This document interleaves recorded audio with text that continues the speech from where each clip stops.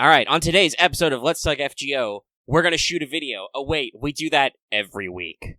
Oh, boy. Hello, I am one of your hosts. I am Director Omega. With me, as always, Director of Photography, Lucky. I thought you were going to say special effects artist. That also works. You could be SFX. You want to be VFX? You can be Yeah! VFX. I am now Explosions. Both are technically true. Hi, everybody. If I was this, I would totally just have cued an explosion right there. But I'm not that good. Also, really good soundboards are expensive, guys. They really are. But with those thoughts of how broke I am, I hope everyone is enjoying Fate: A Grand Order, aka Shining on the Silver Screen. And while we here at Studio Omega like to bring you the latest FGO-related news and memes, we will be talking about the current and future events for both the JP and EM versions of the game, so anyone not wanting spoilers should try and write a script. Yeah, if we were cool, I could get some, canned, projector, noise. I can't even make that noise with my mouth. But, hey, here we are. Without special effects, except for the special effects Lucky has already provided us. But we have a cool thumbnail. I hope you clicked it. Lucky worked really hard on getting Artori in there just right. And before we explain why there's stuff in that thumbnail that's in there, I'd like to remind everyone this episode brought to our patrons like Adam and Harpon, Comics, Kazuya, Architect 10, Blake Soji, Carlos, Qua, Ferris, Jeremy Vasquez, Jonathan Sandoval, Kylie Den, Legendary Boss Hunter, Liam Pester, Regent Raptor, Rogue Robin, Charvor, Shawnee P, some guy named Bob, Sodasun over 24, 723, and that's it. Thank you for supporting us. If you like what we do and want to see some more, consider supporting us on Patreon to get access to episodes early on for goodies. And, yeah, we're good. Thank you. See, technically I am drinking something right now, but I couldn't wait, so I already cracked it, so nope for me. Yeah. Alright, welcome to the show, everybody. I can close that tab. This is going to be an interesting one today. Because I expect we're not weighed down by mailbag questions, because a lot of people had to finish the event after the raid, which ended on time. Very much so. As predicted. And while there's a decent bevy of news, I don't really know how much it will take up, so we might just have a shorter show today. I'm okay with this. I got a stream to watch. Yeah, you got stuff to do. You're okay with it. I'm okay with it. I got other stuff to do, because while my Mass Effect Legendary Edition copy has been delayed slightly, Amazon will not be delivering it to me on release date. That's okay, because I have, 3 Naruto games to get through. I only beat Storm number 1 so far, so I got shit to do, guys. Usually that means the audience is not happy. Just watch this episode twice. Alternatively, this week's progression tournament is slightly longer, and I know some of the video files did not come out good, but I don't have a good time, so yeah. That's what you guys want, right? That's what brought you to my card game streams in the first place, is me suffering. So if you want to watch me suffer some more, check out this week's episode. Hi. Anyway. Actually, quick side tangent. I knew there was something that happened when Loft showed up after the progression tournament to play Final Fantasy. He's just like, hi, guys. I'm just like, oh, something happened. Yeah, it was, well, so, spoilers, because the episode's been out, and by the time this is public for everybody, the episode will have been out for, a full-blown day, but the episode's been live for several hours. Once again, me, Loth, and Dallas are the first round boys. We're the Losey boys. The Suck Squad. So, we all go out first round once again, and, I don't think genuinely any of us had a really good time of it. I especially did not. And I think I've talked about this. I haven't actually gone back and double-checked, and I probably should have, because some people have said some of the videos are a little sketchy. I knew that one of the games it did not export very well, so hopefully everything went out. Okay, I try to do everything, but it's one of those things, once I hit the stop recording button on OBS, and if it doesn't want to process correctly, literally nothing can be done. Every single thing I've looked up about it is just well, if it gets that way, you're just fucked. Oh, no! So, but anyway, yes, everyone, go please check out the Yu-Gi-Oh! Progression stream to see the Salty Spicy. Yeah. So, I think most of my yelling was confined to off mic, but no, I yelled and slammed my desk. I got Yu-Gi-Oh'd hard.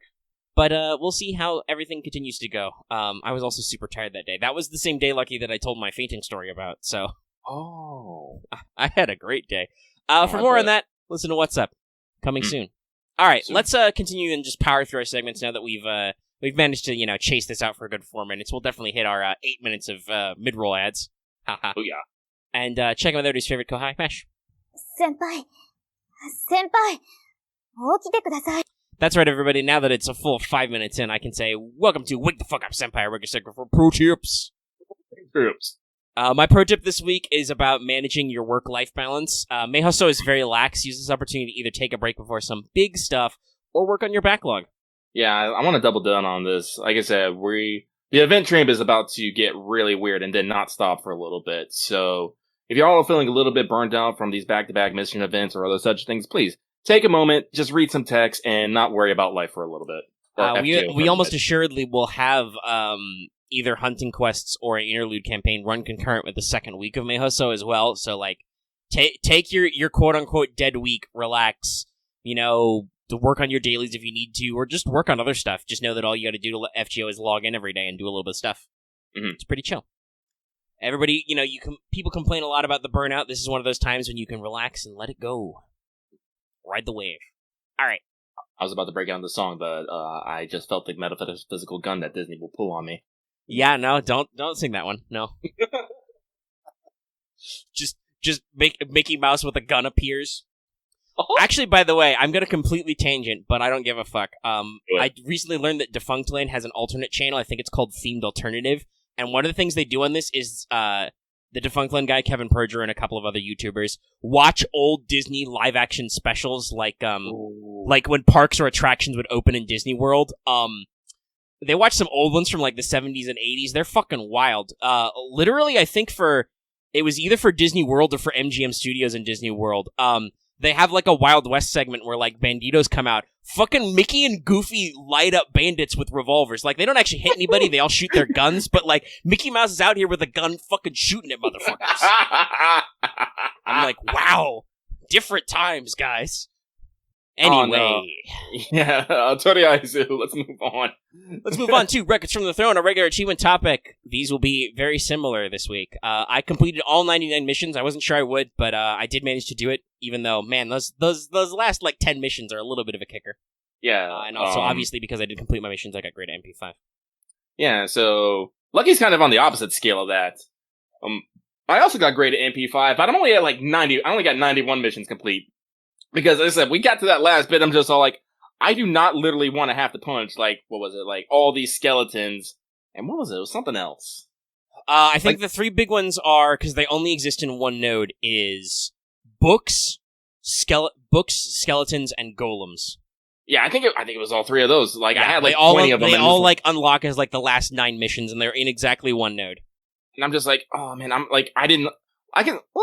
talk about this. We'll talk about this a little bit on. We have a note for post game discussion for our final thoughts on the event.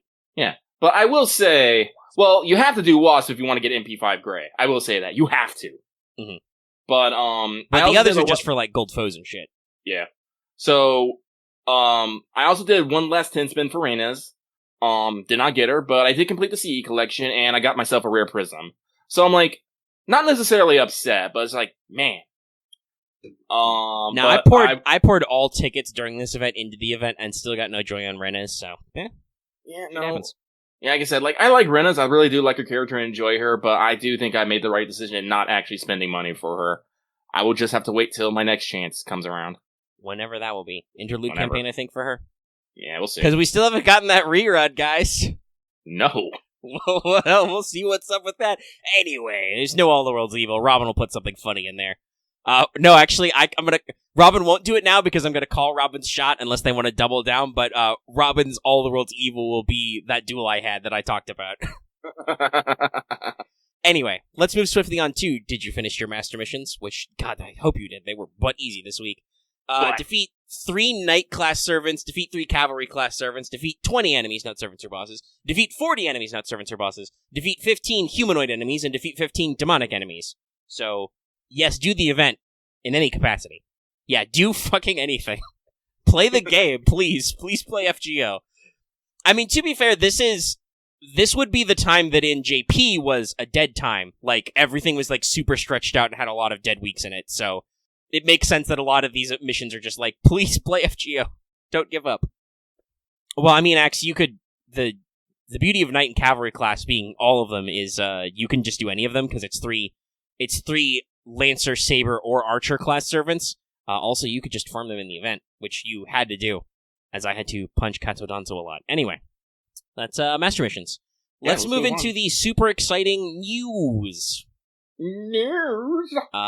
Which I do want to say, while not the most, like, groundbreaking of news, there are actually news items, and they matter this week. We got some chunky news. We got a lot of stuff to work through. So, first off, in NA, as you may have been able to tell from the thumbnail, or the title, or the fact that you mentioned it already, Meihousou Most Foul, which is a great translation, by the way. Shout out to the localization team. High five, Albert. Good work, guys. And good work on the JP art team for making this work in the team comp. Picking that composition. So, Meihousou Most Foul has fired it up, and it is, in fact, launched. It started on the 14th this morning, and ends on the 27th. So this is an event that is structured very similar to Kogetsukan. Well, the JP team makes the images and kind of like works on the titles. I think the two teams work back and forth to figure out what translation works best, and then make it a font thing. Yeah, no, if I remember correctly, I think they actually explained this on one of the streams. Like, the JP teams still make the fucking banner icons and whatnot. Yeah, they make the assets, but I do believe both teams work together on what works best. Like, like, localization will figure out the best title, they'll send it back to the art team will be like, okay, we'll do this with that font and this thing. And, they kind of collab together to make it good. So, thumbs up all around. But, yeah, so, as I was saying... Or something. Oh, no, I think, like, they mentioned something around, like, around the OQ stream or something. Yeah, that was one of them. Well, they make the assets. I don't know for sure that they set the titles, because I'm not gonna... listen, the JP art team is very good. I'm not gonna guarantee that they have a masterful grasp of natural English of what to phrase it as. So I assume at somewhere our translation and localization team, like, figures out how best to translate and localize the titles of the events. That's... Even if the art team is all fluent in English, that's not their fucking job. So I would hope we're having people whose job it is to do this actually do that part of the job. Otherwise, we need to talk about our org chart. Anyway, so this event, guys, it's very similar to Kogetsukan. There's a new story period every day. Halfway through, there will be a vote. I do believe this is not quite... I don't want to necessarily get into details, and I don't know them myself, but I believe this is not necessarily a vote for the culprit kind of vote, so much as a vote on the story decision, which if you've played the first 4 sections of the event already today, which I hope you have, because it opened at, like, the usual time after a 4-hour maint, and you've had all day to go through. You've had 2 days if this is public, actually, so hopefully you've read that far. I believe the idea is probably going to be along with what Murasaki observed, where the script's not written. Yeah, I don't know the details, Axe, and I don't want to speculate, because spoilers. It's time-locked. We don't know. We'll figure it out as we go along. But yes, you get to vote, I think, for a story outcome. And I believe in JP, based on what I read, that JALTER won. But I've also heard some people try to drum support for people to vote for a rash. It's pretty funny. We'll have to see when we get there. But yeah, after a few days, there'll be a voting period. You vote for a certain story outcome. It doesn't change anything. If you vote, you get 200 MP. And just completing the event will get you a lore and a grail. There are a couple of battles in here, but they aren't difficult. I do believe you can already do the first one. Yes. Well, yeah, you can do one of them, but I believe there's only one more, I should say. There's 2 battles, you can already do half of them. So, yeah, it's mostly reading. I know that does bother some people. They don't have time in the day to read, but, like, also it's just daily story. There's, like, 4 in the first day, but once you knock those out, it's fine. Let me see. Where's my last note? Yeah, okay. There's a banner for this. The banner is JALTER Tristan Salieri. I know several people have already started going for broke rolling for JALTER. Have fun, kids. So, basically, now we just have our thoughts on the opening there. Because we could put that after the break, but let's just not. Let's just talk about it. So yeah, we can do that. So, this is an interesting event in our setup. Sorry, had an itch to scratch there. Gotta get it. But yeah. So I think we've talked about this before. The idea of this is that we're making a movie. There's a very interesting timing thing that happens, because very shocking immediately after Case Files. This, I guess, because it's written so that anybody can access it, right? It's a Fuyuki clear. Yeah. Well, I don't know. I feel like there might, for people who doesn't necessarily haven't read it yet, since it is like only the first day, I feel like there might be something weird about here, because some of these things don't rightly add up. Yes, because in the first actual story segment, because the first thing you play, the prologue, is the in-universe story setup. Yeah. And then you have a couple of sections of explaining how we got here and why. But when you get to the actual story, we have not just a flashback, but an actual appearance of Dr. Roman. Mm. But also concurrent with Lady Murasaki, who canonically isn't summoned until Novum Chaldea. Honestly, and I still want to point out Moriarty and Salieri. Yes, those are... Like, you could argue for Salieri, but he's story-locked as well, so, like, the general deployment... Actually, is Munori story-locked? I don't remember. He really shouldn't be if he is. That's very dumb of FGO. He is story-locked? Well, that's Delightworks' fault for being dumb. They shouldn't have story-locked him. There's nothing spoilers about there. Yagyu. Yeah, Yagyu Munori. Well, yeah, I assume so. But yes, so there are quite a few Epic of Remnant and later servants in this, quite a few of whom are in fact story-locked or limited, so they are not canonically listed by Chaldea yet. So it's a very interesting way to handle this. Yeah. Also, Also, I I want believe to Good 3 requires Solomon to be cleared, but I don't think that doesn't really affect the story anyway, other than Mash isn't with us. Yeah, so like I said, like timeline wise, this is a weird duck. Mm-hmm. Like you're not even in the Novum Chaldea. You're in the old one when this happens. So it's just we also have the introduction of a character who is not summonable yet. Salazar, as he calls himself, won't appear as a unit until much later. Yes, as Tyranno King has put it, wibbly wobbly timey wimey stuff. Yeah. Oh, almost died there. So yeah, it's a curious event, curiouser and curiouser. Mm-hmm. Also, I also want to shout out how much I love Moriarty and the shenanigans. And I've actually realized something. We're actually really friendly with that guy and how we speak to him. Like, all our options are, like, super casual with him. Like, how to best to put this? Like, usually, like, I've always said that when you have your two dialogue choices, your options are usually sass or class. Usually when you're talking to Moriarty, both are sass. Like, I don't know, and I for one appreciate that, because I guess it's because of the fact that he's a shady old man that you know that's a villain. You don't necessarily have to feel like he puts up a front with you, or you put a front up around him. He's just like, this guy. Yeah, this guy. Don't need to, you don't need to put on that air of politeness. You know that he's a shady old guy. He's just a shady old man. And, yeah, like fucking, Tyranno King just here, it's fine. I'm like, yeah, I'm pretty sure that's not something you would say in polite speech. It's just, you're just like, yeah, whatever. Like you stretch out the syllables, like, gosh, what would even be I can picture it in my mind, I just don't know the exact Japanese off the top of my head. But yeah, no, that's very, very laid back and casual. You're taking the piss out of them. And I think honestly it's because it's very interesting to see in the context that this is a Fuyuki clear event and you may not be able to actually see Old Man Moriarty. Not that they, by the way, do anything to hide his true name, BT dubs. Yeah. Other than the funny thing with the intro of him being a different character when you first meet him in the event, technically. But, like, in the context of the Shinjuku Epic of Remnant, you already have that moment where, like, you meet him as a perfectly normal guy, and then he seems nice, and then he, flips on you. But you already have that kind of relationship building established in his writing, so I think it's good for them to have kind of there. Man, I really, really, really love Moriarty. I'm so mad I don't have him. So good. I know I'm talking about Moriarty more, but for someone who's supposed to be an evil mastermind, he's so chill and easy to be around. I think that's honestly what makes him so successful at his evil masterminding. No one would suspect this cool old man. He's just a really chill, normal professor. Math professor. I'm perfectly normal. My back.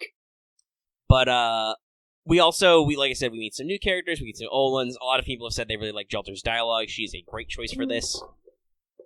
And she's bringing that spiciness and slightly horny on mainness. Mm-hmm.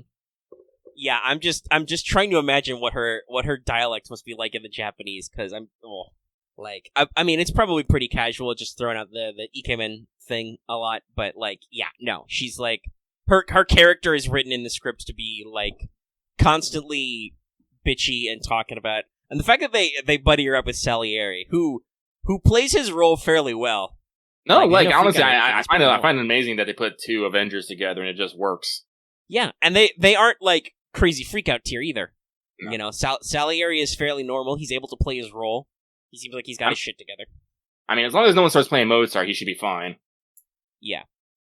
I think it's interesting to see everybody's kind of roles get thrown out there, right? Like, when you first meet them, you're not sure, but they kind of unravel it. So, we've got the music composer and his radio star daughter, No, niece. Niece, right? Yeah, niece. Niece. This is uncle. Murasaki Shikabu is Moriarty's character's adoptive daughter and then wife just before he died. Sus. That's something. The classic trope. You've got those two guys who are supposed to be just hunters, but actually, Oz is the deposed. I believe it was Ozymandias is the deposed. Yeah, prince. Actually, this was something I found interesting. Like when those two characters first get met, Ozzy goes goes for like the royal dialect, but then changes it. And I was all like, was that a script slip? And it's like, no, was probably in fucking character. No, it's an intentional writing thing they put in there. So I was like, oh, nice. Shout out to Moriarty, just like, hey, I'm just gonna spoil this. I was like, oh, okay. He's been reading ahead. Mm-hmm. Well, and also it sets up the bits, right? Because you get to see all the things you need. It assembles the pieces. Yeah. Because Roma's there as well. Mm-hmm. The former soldier turned humble town doctor. And then you got Tristan and Mesh being a bard and apprentice. Yes. And you've got Salazar, the priest, quote unquote, with mysterious amnesia. I mean, that's a 1940s film plot. We also have, as we brought up, we have the background characters who haven't appeared again yet, but there's, Moriarty was one of the two generals of this small Caribbean island nation. Great plot, by the way. Classic stuff here. I like this a lot. I know, but I do want to point out that the plate that is weird here is it seems to be a whole bunch of different sets all smashed together. Yes, they did actually bring that up when Roman. So that's why you have like Latin American influences, but then you have fucking Japanese influences. Yes, General Ryutan, mm-hmm. Which sounds very Japanese or almost even Okinawan. Mm-hmm. You've also got the name of the manor is Meihousou, mm-hmm. Mysterious Meiho residence, stuff like that. And you've got the mashup of the different backdrops. Like they used the Orleans or Septum style, throne room backgrounds, and they use the ballroom from Shinjuku, etc. Mm-hmm. JALTER uses her Shinjuku ballroom sprite. Clearly, she just showed up to be in a dress. Wait, no, we don't get her dress. We get her fucking... No, she's got her Shinjuku casual outfit. She's not been given her dress yet. Soon, though, I'm sure. Soon. Come on, you've already given so many other people costumes. You can double up. You can do it. Don't be shy. I mean, John got a dress. It's her idol costume, yes. It's a fucking dress. But, and I expect we may or may not use a couple of other backdrops. Hell, if, like you said, we've already experienced an oddly out-of-place backdrop. We had an OG Chaldea backdrop when we started this, which was blended seamlessly into Murasaki Shikabu's library backdrop, which only exists in Novum Chaldea, I want to remind everybody. Like I said, I'm sus of everything. Yeah. We get a special camera. We immediately love the camera. The camera is our life now. Salazar hits on MASH, and just you get to have your typical responses. Like, do not touch my eggplant. So it's pretty good. We'll have to see how it evolves. Yes. Exclusive camera people. Also, I like how I was very curious when I saw MASH for the first time. I'm like, is this a character thing, or are you actually nervous to deliver your lines, MASH? Whichever way, Tristan did a good follow-up. Yeah. Well, the casting of everybody works, right? Yeah. Everyone's given a role that I don't think is too far outside their normal personalities. Moriarty is the shady traitor general. Yagyu is the steadfast general. Ryoma is a kind-hearted former military officer. Mash is a shy apprentice. Tristan is a wandering bard. JALTER is basically a bad-mouthed idol. Antonio Salieri is a composer. Mm-hmm. Everybody works out fairly well. Yeah, no, when I first started this, I wondered if we were going to have, a follow-up to Kogetsucon in which, our perceptions would be altered. But it's like, no, everyone is as they are. I'm just, okay. Yeah, it's not... I think they did a funny thing where they realized, wait, what if instead of we cast servants in roles as a funny thing, what if we just literally cast our servants in roles? No, that's a lot great. simpler. No, honestly, I'm actually really excited about this. Yeah, it seems fun. We'll get in there. All right. We spent a decent amount of time talking about that. Let's hit up our other bits of news. We've got some Japan news. Both of which are related to the Camelot movie number 2, which unfortunately has been delayed.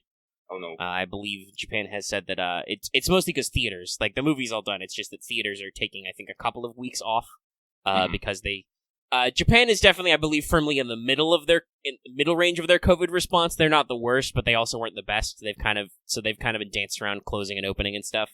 Mm-hmm. So because of some spikes, theaters have closed down for another couple of weeks, so the premiere has been delayed. So it's kind of sad because obviously, as you can tell from the two news items we're going to read, FGO was ready to go very ham on this premiere, and well, here we are. Here we are. So, first they did the Fate Grand Order Camelot movie pre-release campaign, starting on the 10th, ending the 24th. There's special CEs if you log in. I believe these are actually scripted to just be weekly logins. They are not the usual geolocated logins, so they did actually fix this. You don't have to be in a theater to get them. You just have to log in during the weeks of the campaign on certain days. Movie servants get double suck and double FP. I can read out that list if you really need me to, but you should know who it is. It's a lot. It's a lot of people. Let's see, where was I? Oh, yes, there's a banner. There's several banners overall in this, but this has a banner, which is a rotating rate-up between Ozymandias, Da Vinci, and Sanzo, and Bedivere is on rate-up all the time, so if you need your sweet Bedivere copies, get in there. Good Betty. And the movie-related servants list is Mordred, Gawain, Saberlot, Bedivere, Tristan, Arash, Lancer Artoria, Oz, Sanzo, Da Vinci, Nitocris, Serenity, Hassan of the Cursed Arm, and Mesh. So they get double Great and Super Suck and double FP earned.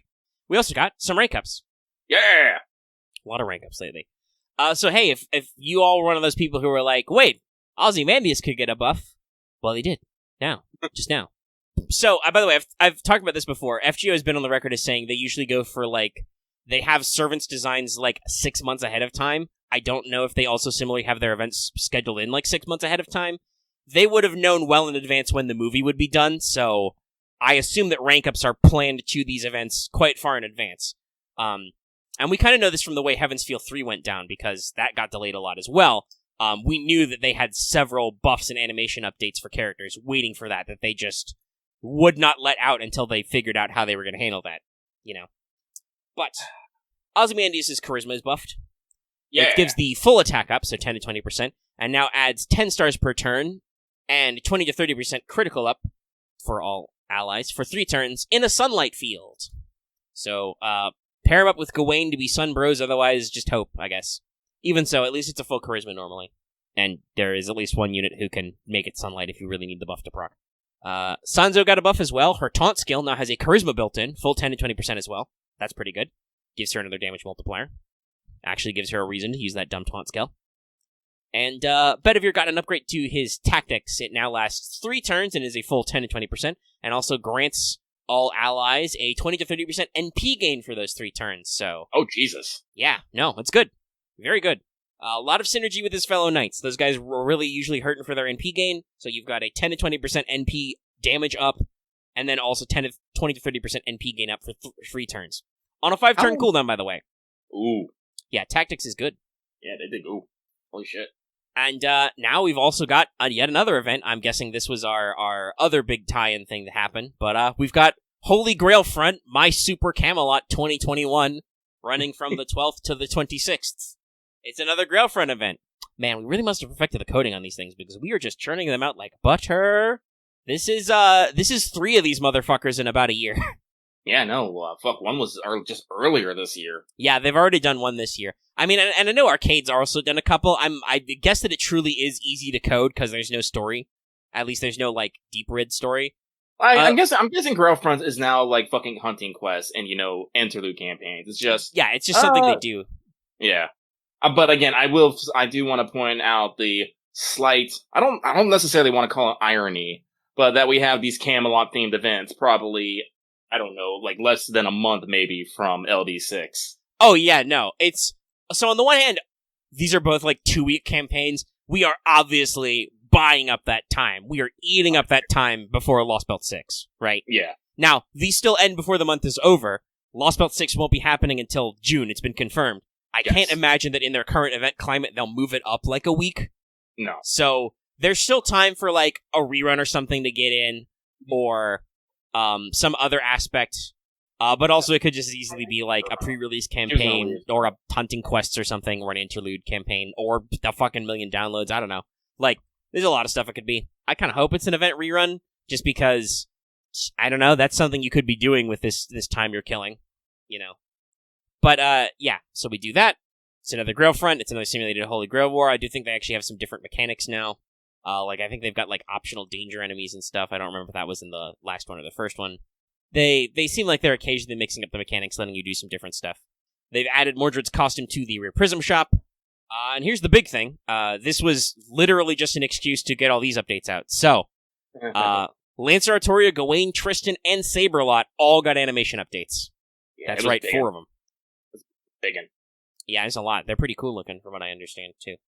Some people have been doing the, woe is Mordred thing, and I want to be like, yeah, okay. So Mordred doesn't have, like, a fancy forward-facing sprite NP or whatever, but she did receive an animation update in the past couple of years. She's had one before. I don't think that her animations really need to be super refined. It's you got her costume in the Rare Prism shop, y'all. Yeah, you got her costume back if you missed that, or that in the rerun, technically, because it wasn't in the first version. Otherwise, I would have it already. And yeah, I'm like, as one of our major Mordred stands out there, I'm not too fussed about the lack of an animation update. Like I said, she already got one. It's pretty good. I'm waiting for the rerun of APOC so we can get those sweet costume energy, and so I can get that skill upgrade.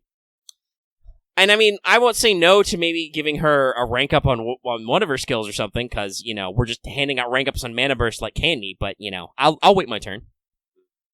Speaking of which, 2 more rank ups! Boom! So Tristan got a rank up.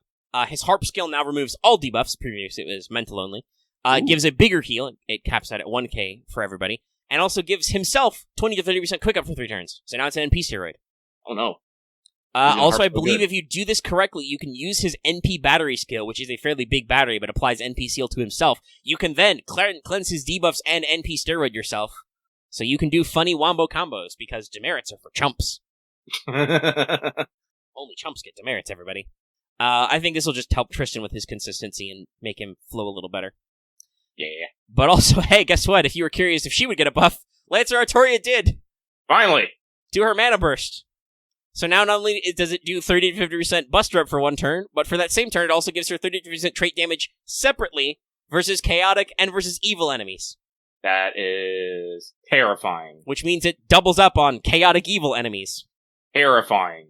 Yeah, so I don't know how many archers are chaotic evil, because she's a lancer, don't you know? But I mean, with double 50% damage, that's basically, I believe that's basically class mod damage.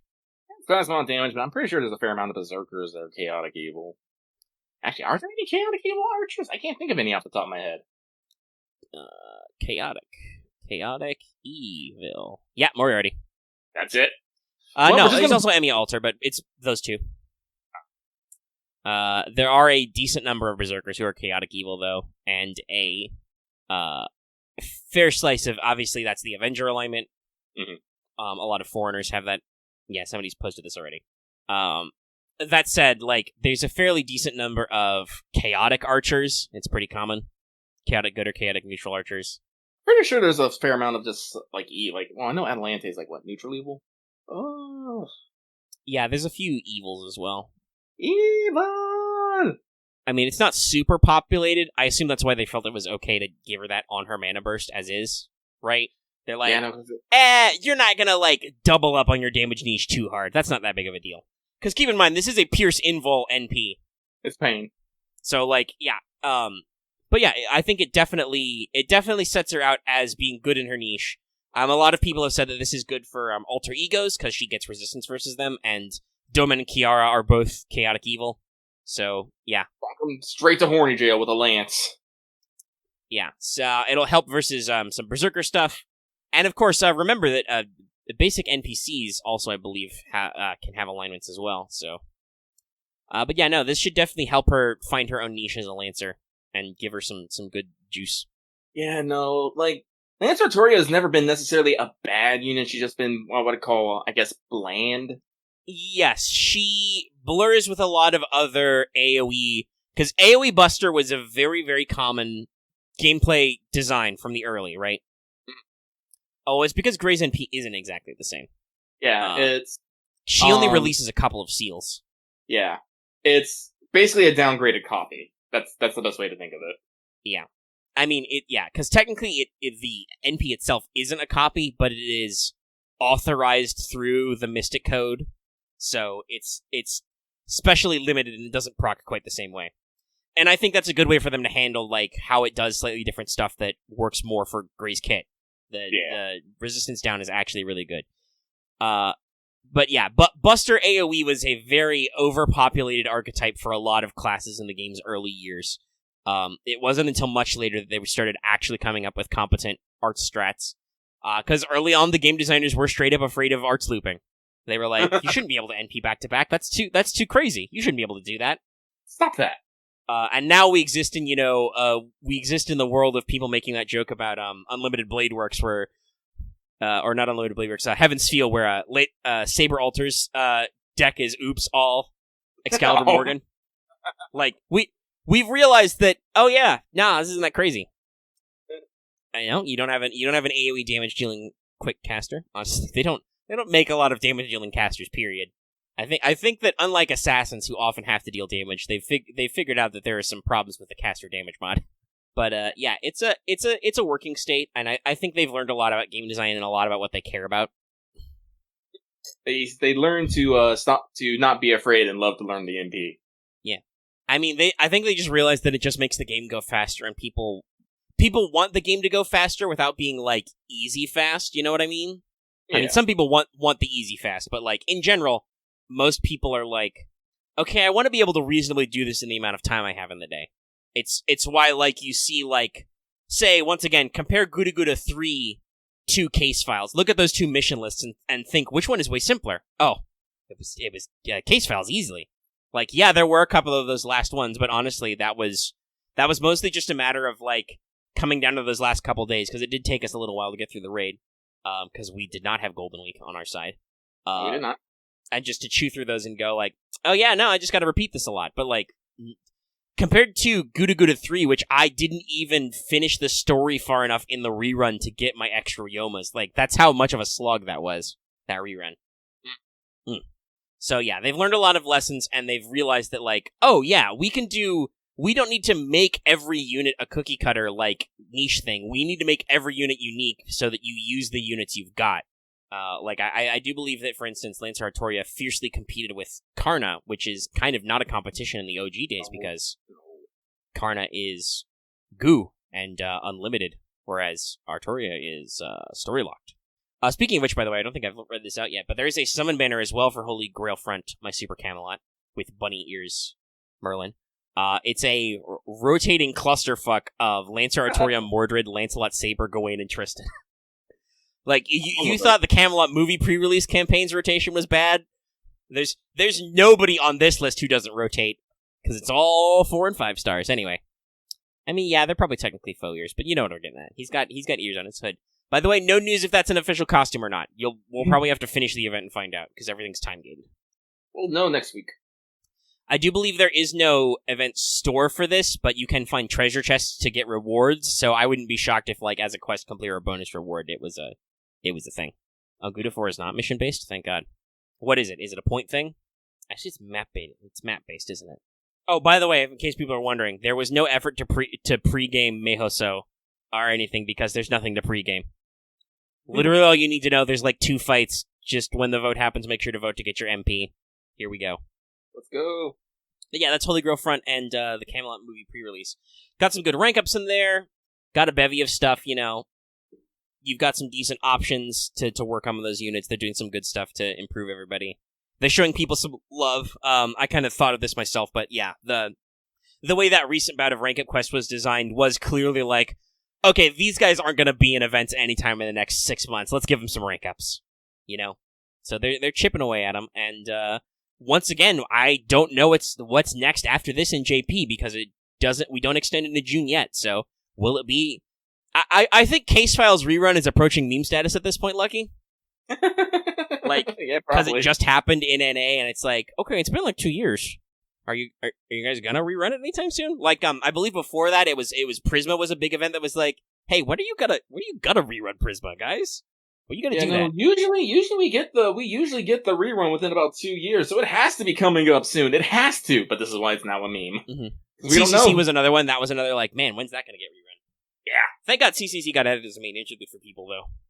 That well, CCC was super important because it's the only fucking free Moon Cancer. Yeah, it's a free Moon Cancer. It's actually story related. Like, remember, it was marked as an EOR, so like it makes sense to main interlude that shit. But we'll see where we go, and I'm waiting to see what's up and what gets in there. We've still got a handful of servants in the slice, but I assume they are mostly the banners for the Avalon LaFay thing.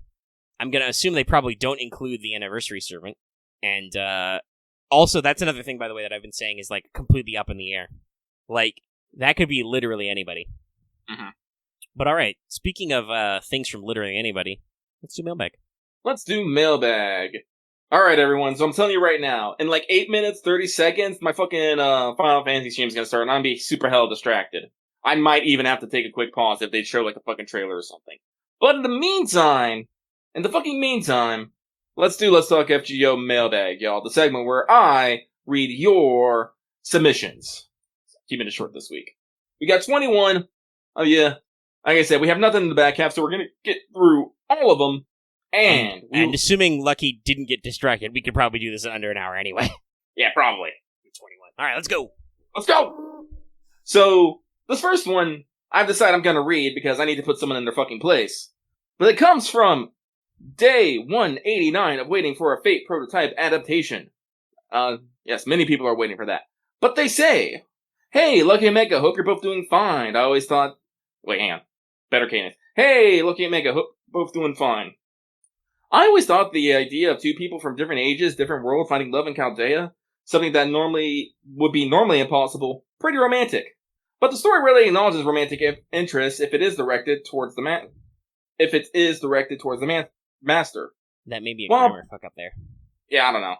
I lost it. Okay. While pairings like Ku and Skunk who have literally had sex before are ignored and the nuanced relationship is reduced to that of student and teacher, or how Jekyll and Mordred's relationship never evolved since Lungeon and is kept in a platonic state of friendship under any circumstances. Yeah, there's a little bit of weird grammar here, I'm realizing.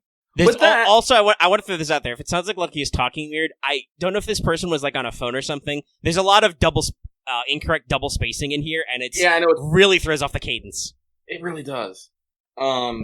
With that said, question: do y'all have any ships that the story doesn't acknowledge but think it would definitely be a thing if the writers wouldn't be such coward? So first, you're projecting, my dude. I'm getting the sense that this bothers you. I'm gonna tell you, it doesn't bother me. For out of character reasons and in character reasons. So first off, the relationship between Ku and Skahak has never been described as romantic. Ku just fucking bangs. Yeah, I'm about to say, they called it a nuanced relationship. I haven't read the original stuff, but my expansion from summaries is, it's not really that nuanced. Ku just fucks. Ku just fucks. Guess what? Skahak just fucks. They both just fuck. They are fucking badass fucking Celtic warriors from the fucking... My impression of a lot of these Celtic myths is that fucking is just a lot more casual. Look at Fergus, look at Maeve, look at Dearmud, look at fucking Theon. The Celts are just horny. They're just horny. So no, like, it's not that they haven't, like, they're not acknowledging it, it's just that's how it is. Like, fucking Skahak, like, I would say Skahak is fairly into you, but she starts out saying, I am not your mother, not your teacher, not your lover, you know? But still, guess what? She's still pretty fairly into you, as only Skahak can be. Like, and talking about Jekyll and Mordred right there, you have to remember, like, it's kind of a weird-ass fucking rule. It really is. But usually, the versions of servants that you meet in Singularities are not necessarily the same version that you meet in Chaldea. Therefore, they might not have the same memories. Or they do, or they're fucking weird and fuzzy. I do believe it's not until we start hitting EORs or Lost Belts that we start canonically summoning Chaldea's servants in story. Most of the servants you run into in the OG Singularities are rogue servants. Yeah. So, there's that one.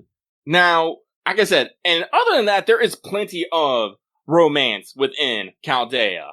Like, you have, like I said, you have Rama and Sita just right off, you know, yeah, one's in one version, one's in another version, but they're there. You have Cleo and Caesar, you have...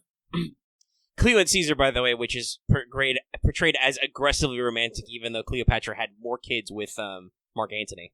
hecking, Everybody was horny for Murasaki, yes. Yes. Everyone was horny. I'm horny for Murasaki, but it's Murasaki. Hecking, Sigurd and Bryn. Like, there's plenty of romances. With some slight splash damage on Siegfried as well. Yeah. And on you, unfortunately. Like I said, she just has this, she has a big boner just for heroes. You know, that's why there's a whole trait called Bryn's Beloved. Yeah. And so, like, no, the story does, like, acknowledge a bunch of fucking ships. And honestly, like, the story's not afraid to acknowledge his character ships with the Master either.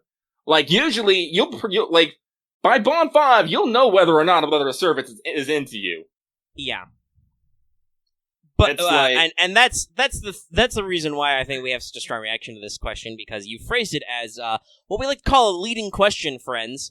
You've presupposed the answer in the question, and if we actually answered this directly in the way you asked it, that means that we logically and implicitly acknowledge that the writers are cowards. I don't think the writers are cowards. No. I think this is a thing that a lot of anime designs and a lot of Japanese storytelling, like classical romance tropes, aren't usually well packaged in a lot of anime genres by default because writers don't know how to handle them and don't want to linger on it. Like, obviously, Fate is a story that is built as a eroge VN. It's about romantic pairings from the original, but those are also, its genre is phrased in as being attached to the player character or the player stand-in characters, right? Quite frankly, times they've tried to go out that haven't always been the most popular. At least in the West anyway, APOC is variably controversial at times, and I think even in Japan, sometimes people fight about the pairings. Yeah. Like, shoot, I remember there was that whole kerfuffle about Semiramis having a line for fucking Amakusa. Yes, people were like, wait, hold on. I feel like you failed to adequately acknowledge this relationship that was established in another thing. And, I mean, I think especially with the events they've done since then, they've been like, no. We acknowledge this if you're open to it, but also if you like Semiramis, we don't want to block you off because you, the consumer, drive our game. You drive our game by playing our game, reading our stories, rolling for characters, etc. Like, you know, FGO just kind of wants you in the ecosystem, and if they push you too far out of that immersion, and some of that obviously is like trying not to outrage certain hardcore otaku fan bases, which is still a problem. There are some toxic fan base problems in Japan with female characters. Though, talking about that, I think some of those people are like, apparently there's a really, like, some people in Japan, certain slices of the fan base have a really bad reaction to Semiramis, period, which is interesting. Yeah. I remember they actually gave her the official Mordred nickname. Yeah. So, like, there's definitely something to be said for that. I don't think that the writers are necessarily cowards for not deliberately provoking that part of the fan base and by slicing out elements of legends that don't matter. Like, the fact that Fate has never quite acknowledged how much Ku fucks isn't a problem, because acknowledging how much Ku fucks would be really awkward and shoehorned in the modern storytelling. It's probably very shoehorned in the original storytelling. That's just what the Celts thought were cool. I mean, then we have some weird overlap with fucking Fergus here. You know? Fergus also has his horniness. Also, you know, a lot of Maeve's writing. Which, again, talking about, by the way, other stuff, Maeve's not shy about the fact that she is constantly hunting for coups, but also doesn't mind giving you some action on the side. Here, hello, have this Valentine. Okay. You're the first one who showed up to my playing hard to get beach. Okay, cool. I'll take your chocolate now. Oh shit, are they doing... Hang on. Lucky will be right back. Uh-oh. Lucky gotta go. Honestly, I would normally vamp in this case, but I don't even think I have anything much to vamp about. Like I said, I think your biggest flaw, questioner, was that you ended this in a leading question, which I don't think either me or Lucky liked, and we reject the premise of your question. I don't actually think the writers are cowards. Are there, like, ship opportunities that aren't fully explored? Yeah. But hey, guess what? Well, I'm not toxic about it. Hey, I am one of those big fans of Mordred. Hi. How you doing? So, yeah, like, I'm the guy whose marketing they go to when they don't try and force a Mordred Jekyll relationship post the London script when it doesn't really come up anymore, because they aren't really in stories together. It's you know, just you get those kind of, the way singularities and events are written, you get these kind of micro snapshots which they don't necessarily want to go back and revolve, because it doesn't make any sense. Like, you've done the writing as it exists, and then the characters are desummoned and move on. And it's just, it's, I'll admit, parts of this are a little weird, but that is always kind of the conceit about Fate, is like, these characters show up for a little bit and go on in there. Oh, I mean, you can make anything work. There's, Mordred has some hilarious moments, especially with Summer Mordred, but, like, that's not what I'm talking about. I'm talking about, like, extending, like, I know a lot of people think that Jekyll and Mordred have something cute going on since London. A lot of people also have some commentary about Mordred and Fran way since. Lucky's yelling at chat, is this just a full trailer? He's experiencing some Final Fantasy rights now. But no, I'm gonna say that, like, based on CMs and stuff, and also just the way APOC was written, a lot of people have some stuff for Mordred and Fran that doesn't really go anywhere either, other than a couple of jokes. It's like, okay, actually, I have a good way to phrase this, audience. I'm gonna continue to vamp because Lucky's apparently gonna be bogged down for a little bit, so I'll let this run out. But character romance tropes and romance pairings are a lot like character deaths. Once you're locked into those, they're kind of over, and quite frankly, not a lot of writers know what the fuck to do with a pairing of characters after their romantic arc is resolved. This is why you see so often in bad storytelling that characters break up after short periods of time or after time skips, and characters also tend to only get together during time skips, because a lot of authors either don't care or don't know how to handle some of those writing elements. So, this is similar to how character deaths are handled, where, like, you don't kill a character for no reason. It's not actually a plot flaw to bring back a character you killed back to life, because you can write more stories with that character. You shouldn't cheaply kill a character, because that removes all possible of future story development from them. Similarly, if you lock a character into a romantic relationship, that means you can no longer do any kind of romantic writing with them ever, unless you break them up, which is its own fucking horrible can of worms. It's much like how characters, you know, the audience objects to characters being brought back to life willy-nilly. Well, guess what? Those characters probably shouldn't have been killed in the first place, because you had more story to tell with them. So, it's the same for romance. If you do the romantic conclusion, the only way to get more romance stories out of a character is to break them up. For instance, since this person brought up the Mordred and Jekyll thing, if they did a thing where, like, they went hard and heavy on Mordred and Jekyll, not only does that have some interpolations for characters with Master and Mordred stuff, but also they couldn't do any of their friendly or even vaguely romantic, once again, refer to that last year's anniversary CM, with, like, Mordred and Fran. You're locked out of those. Similarly, if they commit too hard on, like, say, something going on with Mordred and Fran, like you show them being really flirty or whatever. Wasted opportunity, by the way. I don't think they've ever put Summer Mordred and Summer Fran in the same scene. FGO. Come on.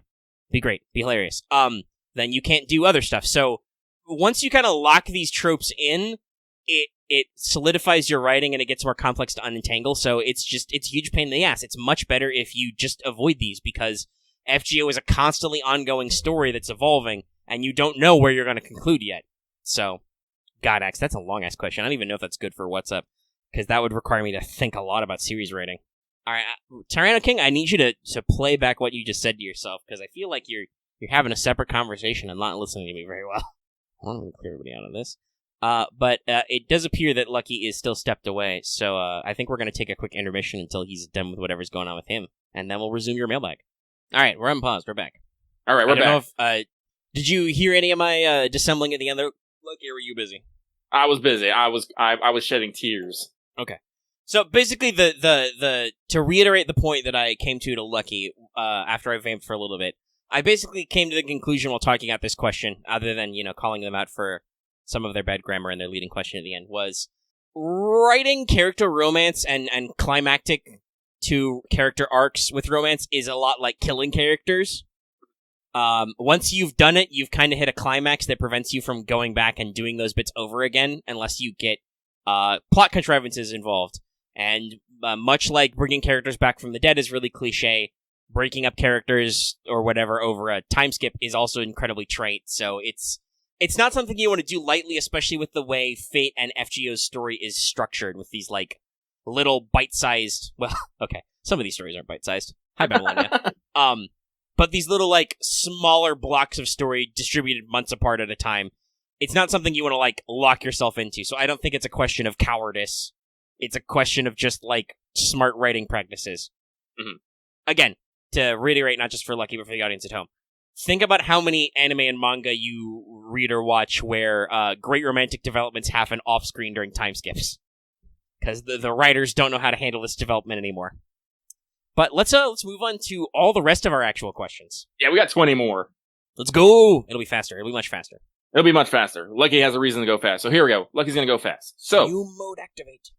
we are now in the lightning round. So this next one comes from Idam Mubarak. To all you Muslim Lancers. To all you Muslim Lancers, I apologize if I butchered that completely, but we're moving on. I have no time for regrets.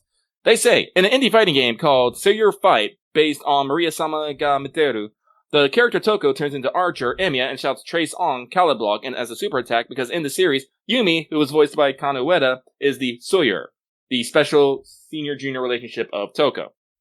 Was there any Fate-related parody that caught you off guard can only be explained as a Seiyu joke? Katsumi-san voice characters showing up with Are You My Master, for example. Unfortunately, I cannot say any off the top of my head. And I don't think I've caught any specifically VA reference jokes. No, there probably is. It's always funny to catch other Fate VAs in other works, though. Like, I think I talked about this before, but for instance, I recently watched all of Part 1 of Naruto again, not counting the 4 years of filler. Hey, in case you guys forgot, Shiro is Sasuke. Yeah. That's a little weird. Similarly, I had a freak out when I watched Killing Bites, and the fucking announcer narrator is Junichi Suwabe, aka Emiya, and I'm like, what the fuck?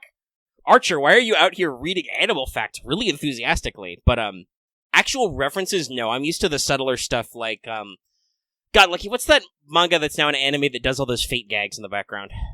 It's very famous for it. Kawaii. Yeah, that one. Oh, yeah, it's a game example. I mean, King George and Azure Lane is very much a, like, hey, we got Saber to voice this character kind of thing. But it's not really like a parody, it's just a gentle shading. Let's move on. Alright, but we shall move on. So thank you very much. This next one comes from the Dragon King. Let's see here. They say, could Rin have done anything to help Sakura, during when she was with the Mato? Some people think Rin abandoned her, but I don't think she could have helped her. The best she could have done is talk to her more at school.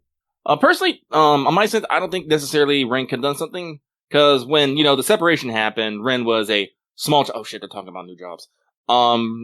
Rin was, a small wee child, and, and then she had her whole life fall apart on her. Yeah, like, she literally. had shit to do. Yeah, she had her own... I don't even think for a lot of those years she was close to Sakura. Yeah. Like, she was literally far away training with, Yuman Kyrie. Yeah, so, like, I do actually agree with, like, some people do take that harshly, but I don't think, like, when is Fate, when Rin is, like, 16? Yeah. It's, also, like, literally 10 years after the last one. I don't think she had time in those 10 years to really do anything. And necessarily, once things are back, does Rin actually know that, things are kind of fucked in the Matos? I don't know. Yeah, I don't think so. I don't think anybody has the clear implication. Like, she doesn't realize how bad off Sakura is, and if as far as Rin knows, it's better to just keep everything cool and professional. Mm-hmm. Like, in other contexts, it would be weird of her as the heir to a different mage family to be all buddy-buddy and be like, no, we're definitely sisters, even though you're in a different household now. Like, that could be, I don't know, really weird, because mages are weird. Anyway. So, we're gonna move on as Lucky is continuously distracted by the FanFest stream. But this next one comes from Moon is currently having a peaceful tea party where Rin is only to be abruptly interrupted by Estrella and quits, dragging her off to practice wrestling with. Is it the kinky kind of wrestling? I hope it is. But they say, question, hey there, Lucky Omega, and Adid Mubarak. I wonder what the proper response is to that. I don't know. Anyway, I hope you both are doing well. Is there anything you like to collect for fun or aesthetics? Examples, I collect nice-looking antique keys because I find slightly drawn to them. Also wear them around my neck all the time.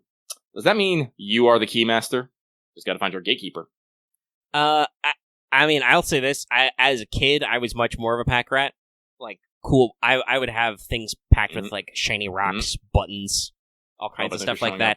As an adult, I have deliberately avoided that, just filling my place with tchotchkes, because I already do that enough with actual collectibles. And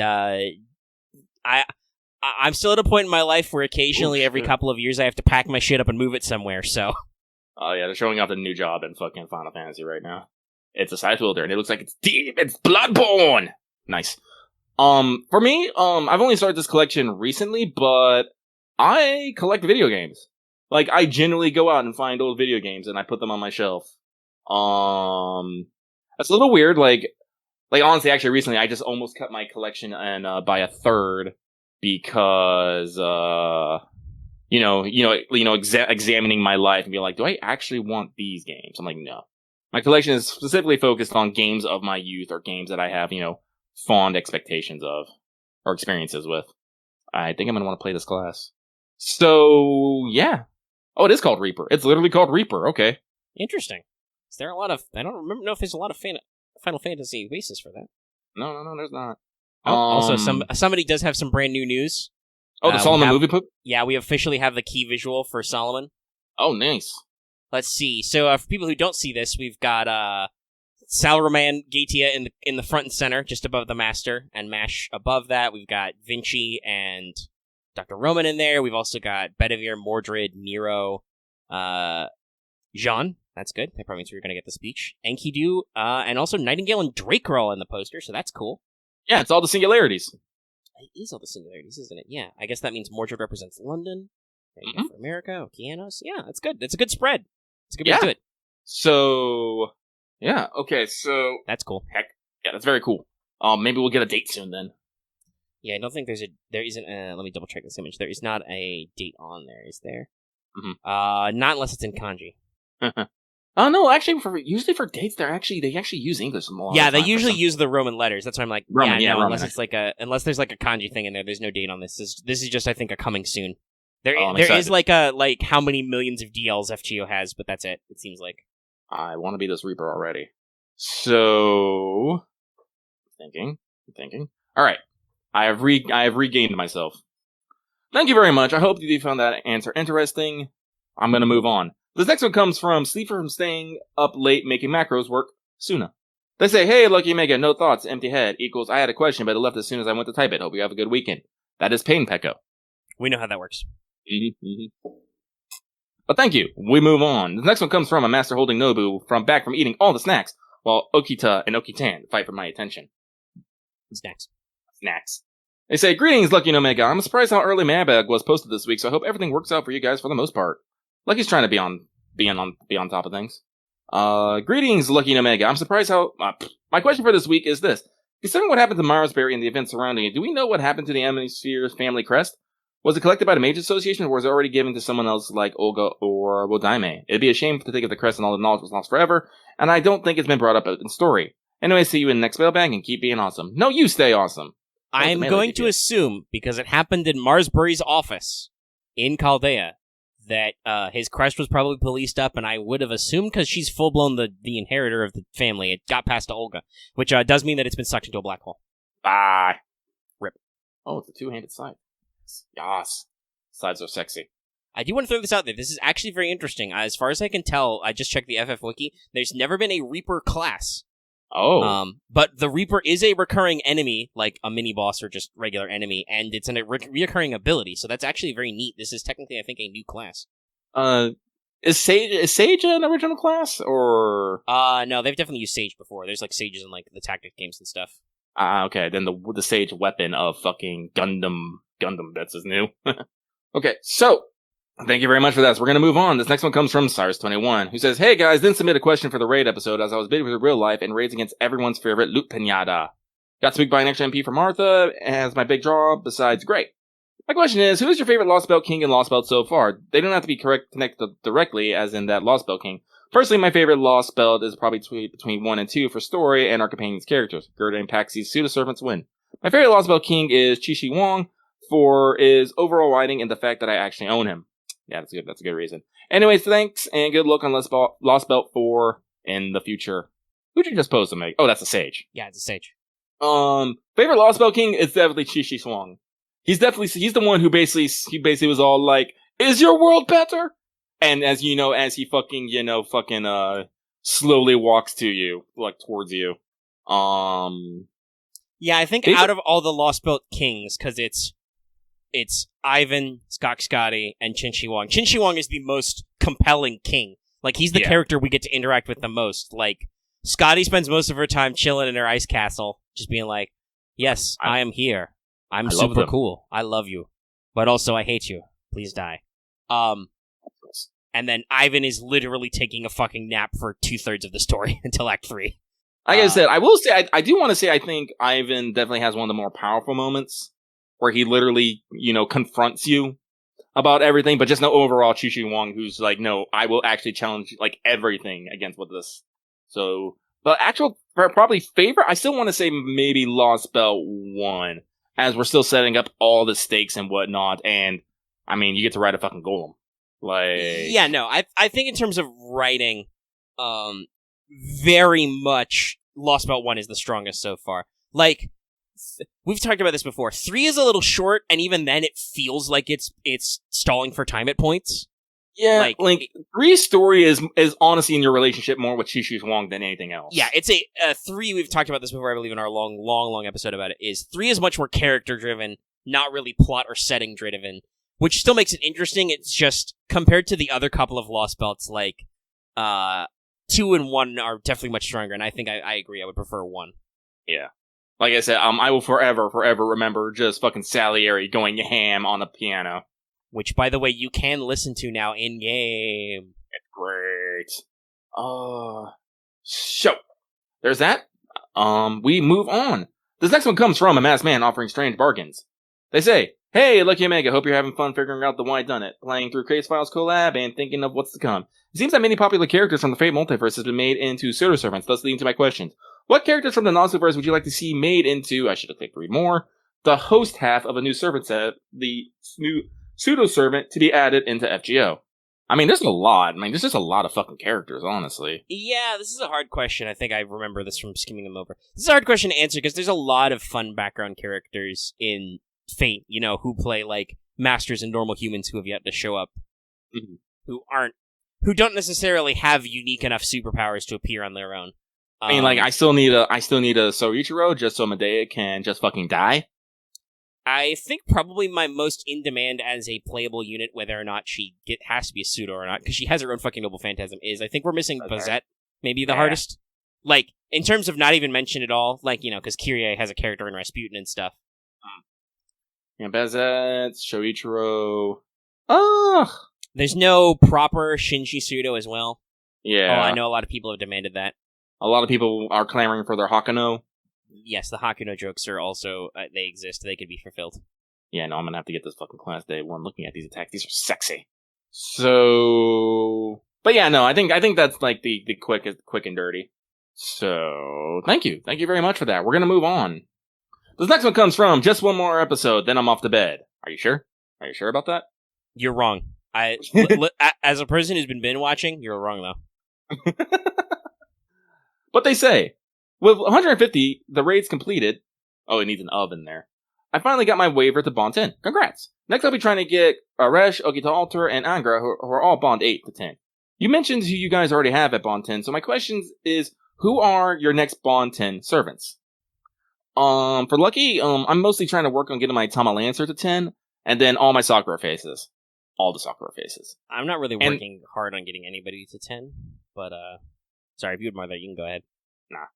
Okay. I believe my 2 9s who are closest are, Mordred and actually Medusa. Medusa hit Bond 9 over the event.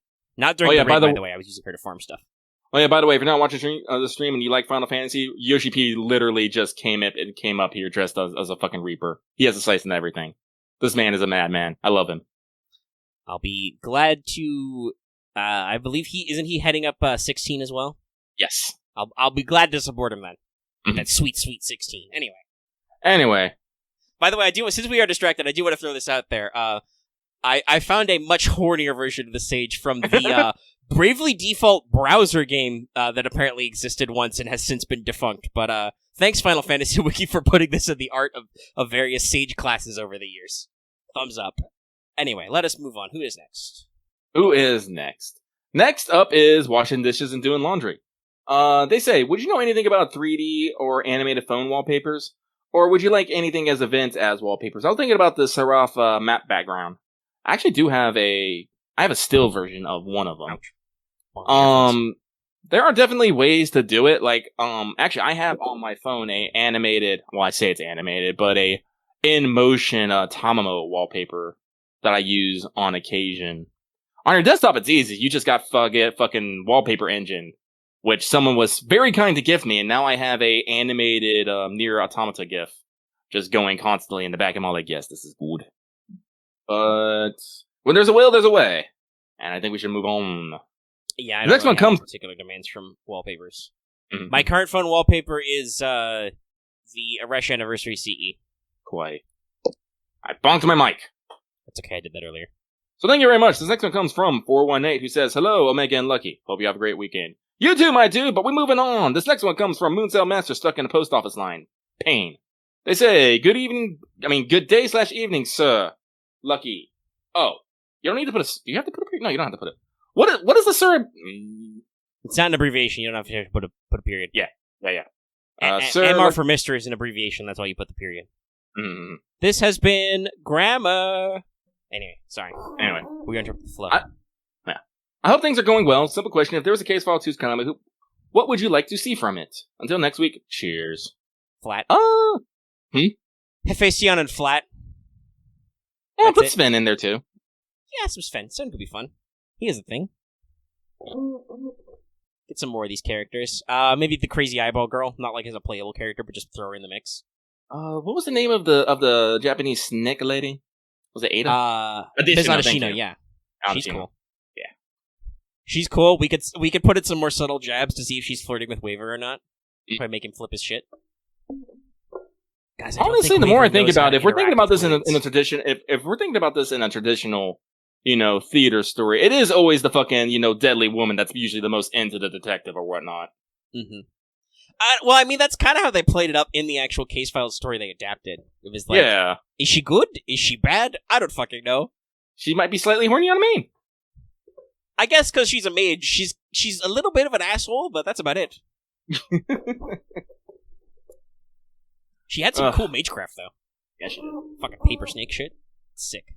So, with that, we move on. So thank you very much. This next one comes from the Shisha Fate Fanatic, who has returned from the Land of Shadows. Read 10+ hour shifts. They say, how's it going, Lucky and Omega? Exciting, I hope. Question, do you think we'll be able to Grail Mash anytime soon? I'm hoping something will change in Avalon Lefay, but we won't know until it drops next month. Cheers, everyone, and may your rolls be blessed. Live, laugh, repeat. First of all, rip you for the 10-hour shift, yes. Yes. Much respect. Also, I mean, especially considering it's number 6 and how Camelot was for us, I mean, I don't think it's a risky assertion for me personally to be like, I predict that Mash will go to level 90 and she'll get an NP upgrade and possibly a skill upgrade in the next Lost Belt. I don't think that's nuts. Yeah. Now, will you be able to grail her after they put her to level 90? I actually don't know. I think they might, because I think that's the reason why they can't grail is because they still have future things for him. Once you hit level 90, though, I'm pretty that's like peak. Yeah, unless they make Palingenesis for her a story related thing. Yeah, I don't know, but I do actually. I'm like, I will be more shocked if we don't get Mash to 5 stars and she doesn't get her NP upgraded back after this event, after this story. Like, that would be more surprising to me. With that, thank you very much. This next one comes from Just a Humble Bard who sings his melody to the void, where it shall listen and bring sweet comforts.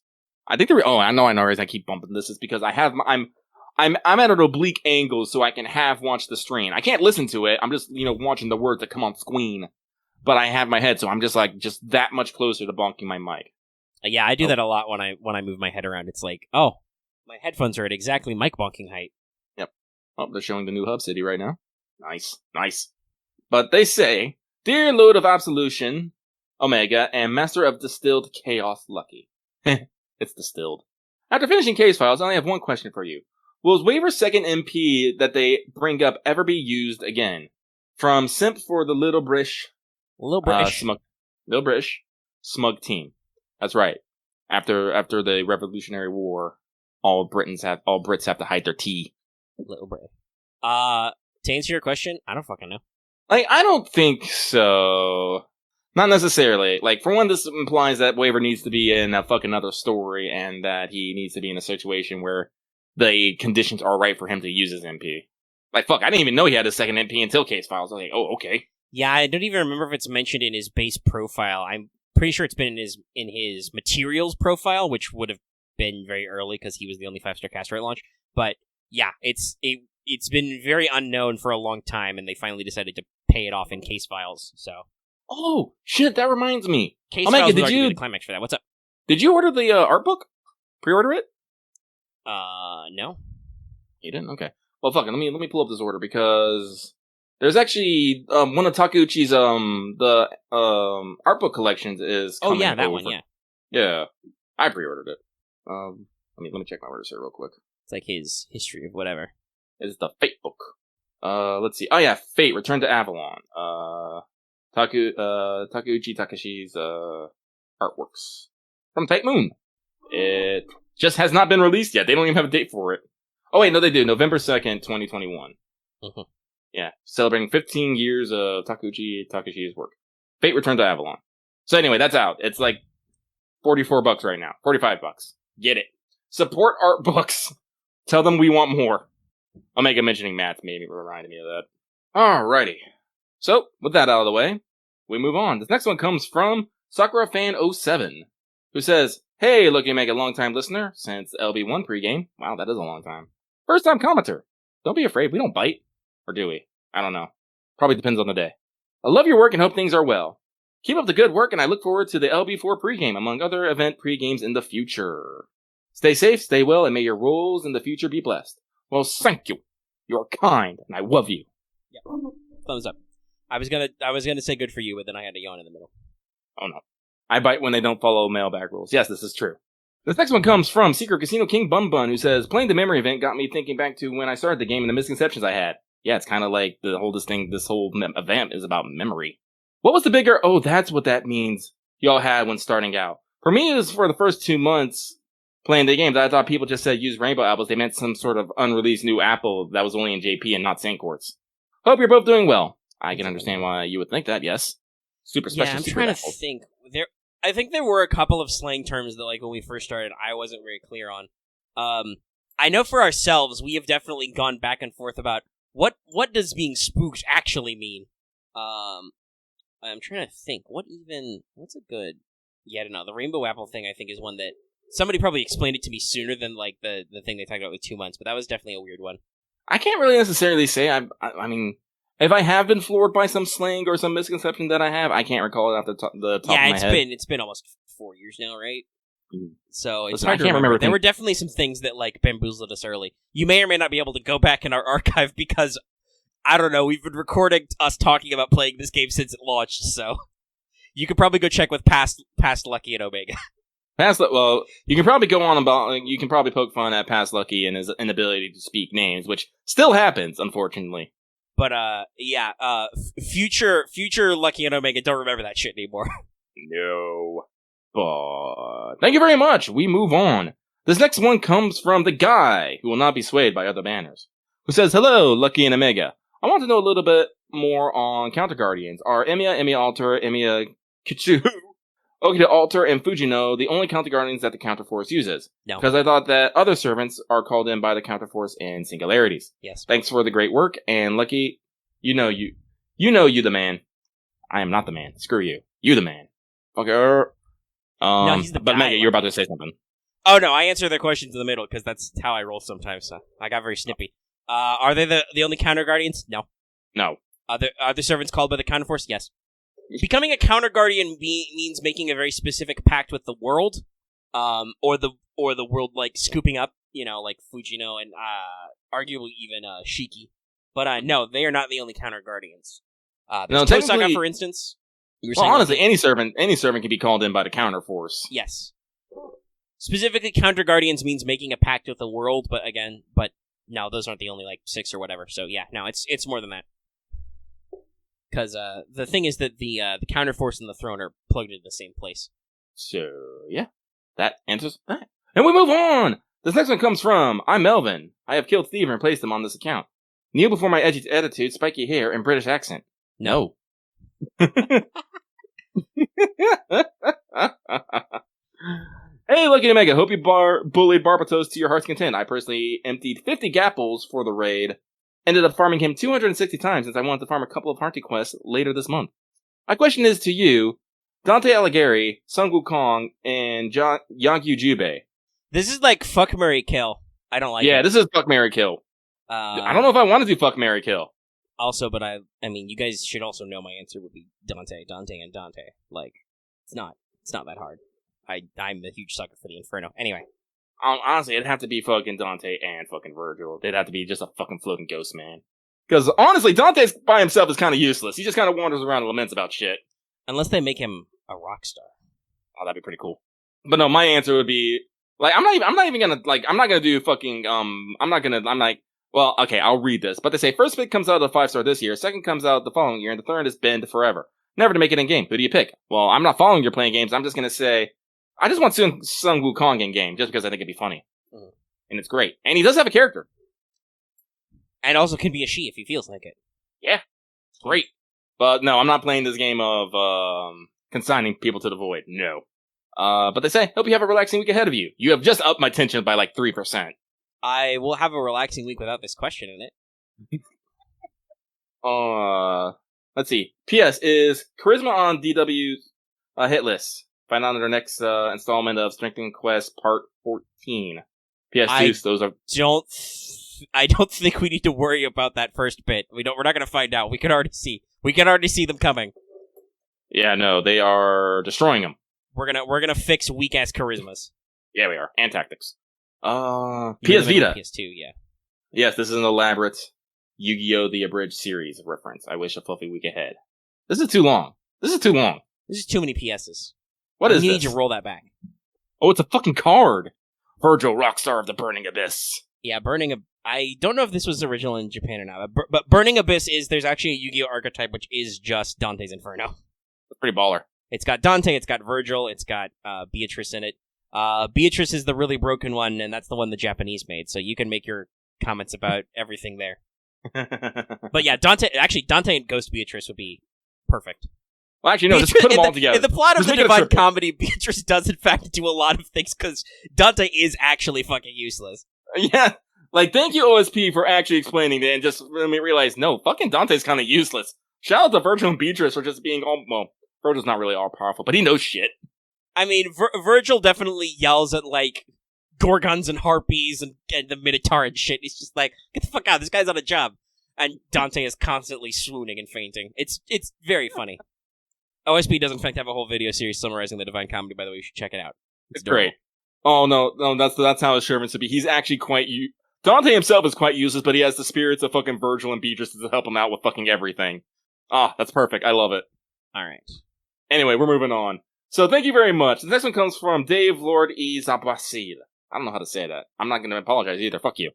Question. Do we know if Da Vinci Lily ages? I'm not sure exactly... Sorry, that was just me understanding this question. Do we know if Da Vinci Lily ages? I'm not sure what she is exactly, if she's a clone or something made from magic. She's a servant. Yes? I mean, she's a saint. She's a servant with a saint graph, but... Like, do servants age? That's the correct answer to that question. To the second part of your question, that's not a question, I believe that is explained, actually, when talking about her, because she was made by full-blown Da Vinci as a backup body. The story treats her as a separate character, but she remembers most of the things that the first Da Vinci knew. So she's kind of the same person? I do, in fact, enjoy the fact that Da Vinci-chan does consider, original Da Vinci as a different Da Vinci. Well, it definitely made the conclusion of this event more interesting. We may or may not talk about that in like 5 minutes, because I think we have one left. Oh, geez, do we? Nice! I think this is the last one. Oh, it is. I cannot scroll down any further. So, thank you for that, I guess. This last one comes from the man who sent part 4, the Horny Menace. I thought that was part 1. Hello, dear Lucky and Omega. How was the raid? It was alright. My plan was for 100 kills, but I found myself doing 200 plus. Jesus! Wow, you have time on your hands. I'm finally out of QP hell, but I'm still around 1,000 short on bones and 1,000 short on bones. What? Oh, you must be leveling everybody. Sir or madam, you have too many servants? Listen, it's not a competition. I believe they recently released some stats on a poll. Apparently there's 2 people playing FGO JP who have literally every servant and literally every CE. Yeah, so, you're sexy. I love dragons. There's no competition. But anyway, also, I'm kind of fed up with how everyone bemoans dead weeks in FGO, and FGO is a dead game the second an event ends, or even while getting new stuff. Sorry for the mini rant. No questions this week. Head empty. No thoughts. Only prank. Bonk. Oh, I'd read a dirty, and then a second bonk. I mean, I think I agree with you. The fact that in general, and not always the same people, but like people as a community will ping pong from, oh my god, I can't believe another event. I'm so dead. I can't finish this fucking event. Oh my god, slow down too. Oh hey, dead week. This fucking sucks. Dead game. Like the ping ponging is sometimes insufferable. Mm-hmm. But I mean, that's just the nature of the ongoing project. Yeah. I really don't have anything to add to that. Yeah, there's nothing to go on. I mean, I wouldn't even say like right now you can argue Meihousou, that's a dead week. But that's okay. We've just come from several back-to-back hardcore events. So that's fine. Vibration. In JP, I don't know if you'd call this a dead week. They have several things going on that are busy, but I don't know if they're like how light they are. Like I know Girlfriend is like time locked, but there's also lots of other little things you can accomplish as well to catch up on. But alright, that's that. So the only thing... Let me close that tab. The only thing left in our show discussion is talking about our case file's final thoughts. Because obviously, as you may recall from last show, Lucky literally got up to the raid as we finished recording the show. Yeah. I didn't go as hard on the raid as I wanted to. I wanted to at least hit 100, because I wanted to get Kama to 10-10-10. I did not. I got to like 50-something, and she's at 999 right now. I don't know. I don't remember if I got to 3 digits. I passed the chuckle number of 69. Giggy. But I don't remember if I went to 3 digits or not. Because I genuinely didn't care. I got most of what I wanted out of it. I have a bajillion of some of those mats, and I have more of more. It was good, but I also wasn't busting my balls, trying to get in there. I got what I wanted out of it. It was fun. And I mean, like I've said before, my QP spending habits are different from a lot of people. I'm pretty sure I made a very, very big amount, but I also already had a decent stockpile. Yeah, I need to make me a bigger stockpile. I'm down to under 1 million again. Ha ha ha ha ha ha. Yeah, I definitely think, especially if we get like some half AP or something in here, I got some dailies to do to level up a lot of people, but otherwise I'm pretty chill. I did the raid bit, I got the cookies, it's fine. Mm-hmm. So that was a fun story, and then I think that basically immediately goes into the finale. It goes into the finale with the boss, who is not Da Vinci. Nope. It's actually a Chaldean subsystem. Yep. Did not see this coming. So, basically, overall, they actually touch on something slightly that has always been mentioned but never really explained. They still don't necessarily fully explain it, but they mention of how whenever you ray shift to a singularity, someone needs to confirm your existence constantly, or you'll vanish in a puff of logic. Yeah. Which, by the way, I do think this is interesting because last month I did talk about the true magics, right? Several of which are related to displacing yourself in time. I don't remember if we've talked about what the mechanics are supposed to be about ray shifting, or even if we know all the details. But yes, the ray shifting effect is kind of like, I think it's more of like stretching or projecting your... Well, I mean, Axe, this was literally explained early. Fucking Reynez talks about the different kinds of mystery. Case Files isn't a whodunit. It's a whydunit. It's deliberately written to make you speculate why a character is doing it. There are actually a lot of these whydunit mysteries, or especially howdunit mysteries, where the person who did it doesn't matter. But it's a whole thing they explain. It's not written to be it's not written to be like, say, Kogetsukan, which is a whodunit. That's you're trying to figure out who the culprit was. It's kind of interesting. The whydunit is because she loves you.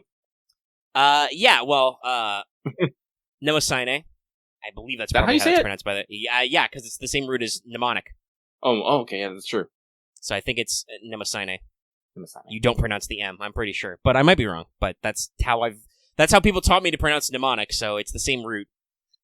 Named after the goddess of memory. Which makes sense, we've got a lot of Chaldea subsystems named after fun stuff. But yeah, so she is basically supposed to be the quantum observer, the machine that constantly double-checks that you exist, so that you don't explode. Well, it turns out that system didn't work. There were some bugs to fix, so DaVinci never turned it on. And, apparently it got close to some Holy Grail fragment, and it was all like, I will finally do my maker proud. And, trying to take all your grief and suffering away. Yeah, trying to combine, like, observing and remembering for us into, like, kind of like a... Well, almost, actually, it's probably got some parallels to characters like Gatia, right? Where it's, like, observing us in a personal level, right? And being like, that sucked a lot for you. What if I didn't make you do that? I mean, they kind of lampshaded with, like, the first memory of fucking, the first memory not the very first, but it was one of the closest ones of Goddess, Rangamidiad, and you heard something about how she would keep everyone perfect and safe, and you screaming, "We are not butterflies in a case." Yes. It's a very appropriate, like, foreshadowing type memory.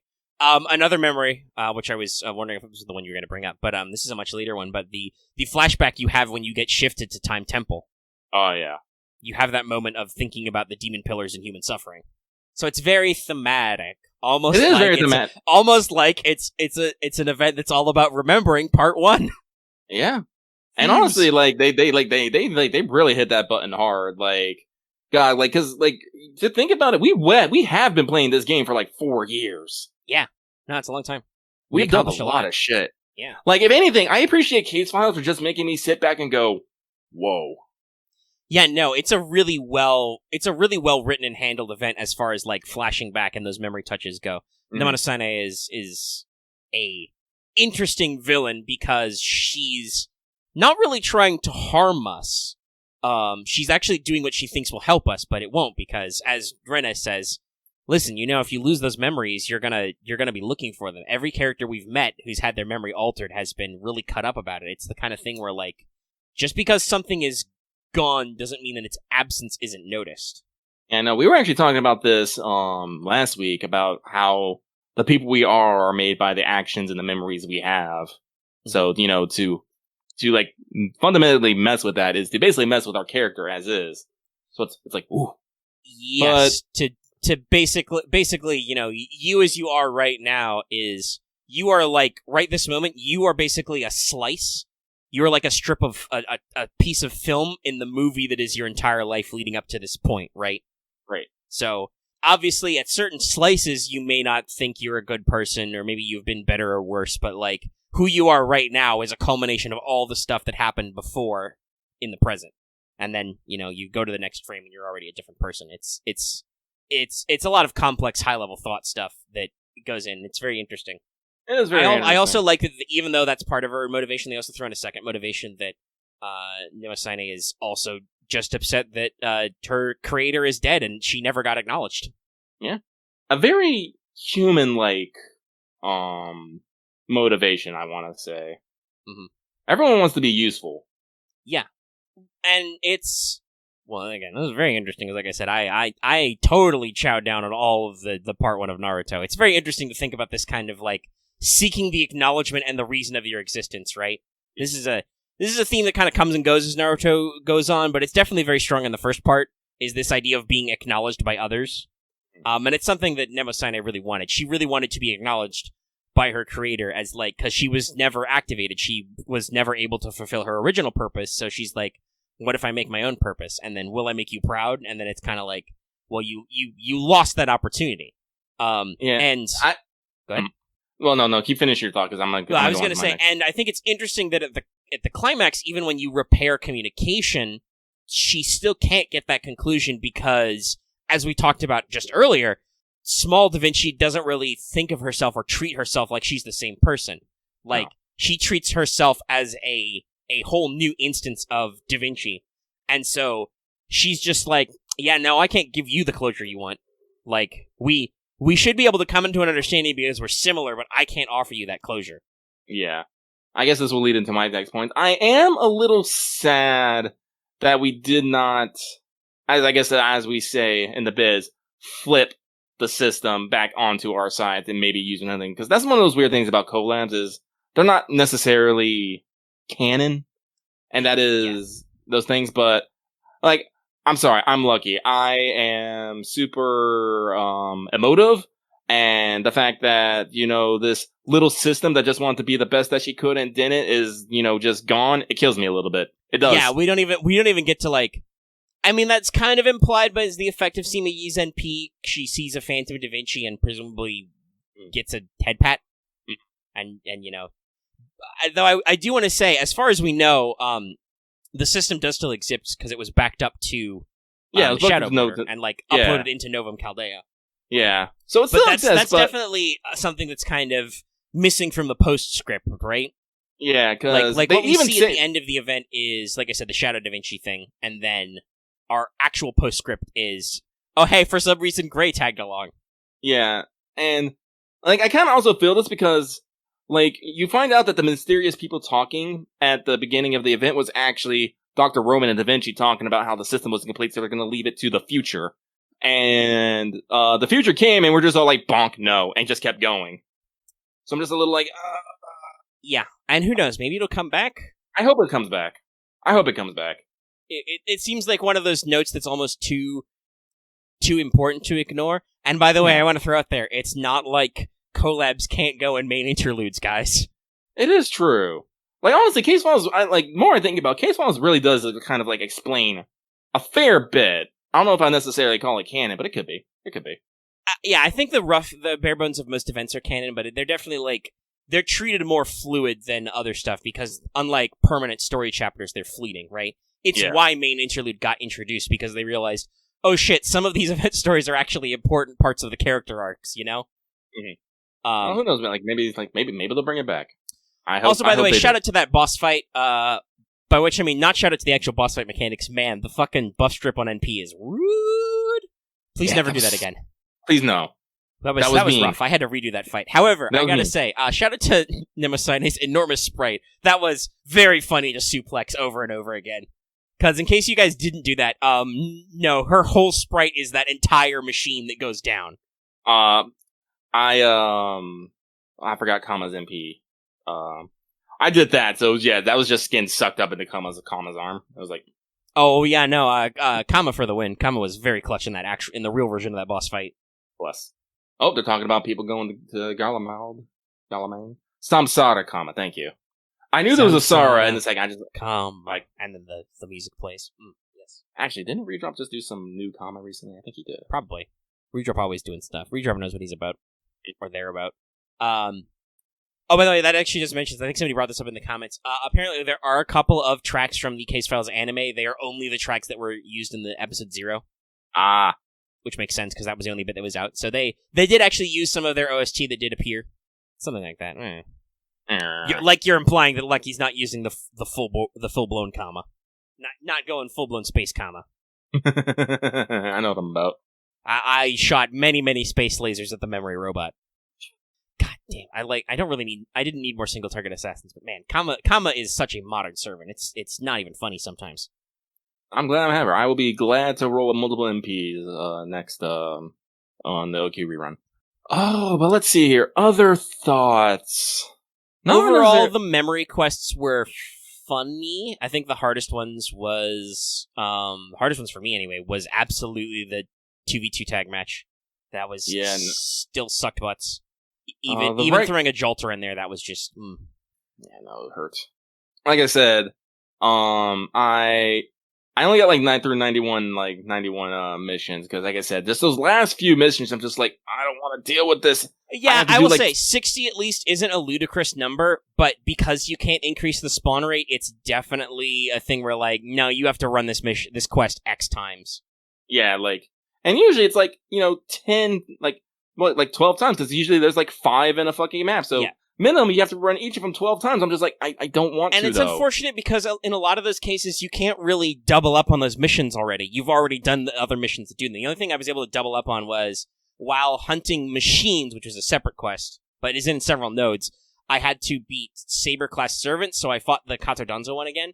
But this made me realize, I think mid-boss servants are programmed to use their evade every time they live, which is fucking annoying. Literally every wave, if Kato Danzo didn't die right away, she used an evade on somebody. So I assume it has to be hard-coded. And whoever coded that, fuck you. It's the moon! Fall down some stairs. Same with Dion in the Golem node. Just like, what? Why have you done this? It's really hard. Are you sure? Did you kill her immediately? Because she doesn't do it pre-case. It was just, I was like, literally every time I was using my 3-turn farm teams, literally every time I would have, like, Lancelot go off, shoot jets, and then it would be like, Archerman go, and then like, bye-bye, Archerman go, and then it's like, hello, I'm gonna ninjutsu. And somebody's saying Jaguar Warriors did something similar. Dion did the same thing, like I said, in the Biscuit node. Yes, I've lived. Let me, mind's eye. I'm pretty sure that's actually an algorithm thing, is once they hit a certain HP threshold, they just automatically do a move. So if you were like getting them down to low I could health, see that. I was trying to hit them with NPs that weren't fully killing them, so maybe that's it.